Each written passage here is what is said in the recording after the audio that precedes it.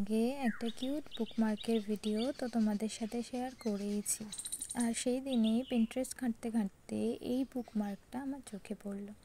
আর প্রজাপতি কার না ভালো লাগে বলো, ছোট থেকে বড় প্রায় সকলেরই প্রিয় এই প্রজাপতি। যেদিন থেকে এটা দেখেছি ওই দিনই বসে পড়েছি এই বুকমার্কটা বানাতে। আমার এতই ভালো লেগে গিয়েছিল যে সেই দিনই সাথে সাথে এই প্রজাপতি শেপের দুটো বুকমার্ক আমি বানিয়েছিলাম। একটা খুব লাইট শেডের উপর বানিয়েছিলাম, আর তারপর ভাবলাম আর একটা ডার্ক শেডের উপর বানানো যাক। যাই হোক, আমার কিন্তু এই ব্লু কালারের প্রজাপতিটাই বেশি ভালো লেগেছে। তোমাদের কোনটা ভালো লেগেছে অবশ্যই জানিও। এই ধরনের একটা কিউট বুকমার্ক যদি বইয়ের উপর থাকে তো কার না ভালো লাগে বলো। আমার তো বেশ কিউট লেগেছে। আগে এই ধরনের ভিডিওগুলো শুধুই দেখতাম, আজ নিজের হাতে বানাচ্ছি। আর নিজের হাতে করা সমস্ত কাজই আমার প্রিয়। যাই হোক, দেখো এটা আমার হয়ে গেছে বানানো। তোমরা জানিও কেমন হয়েছে।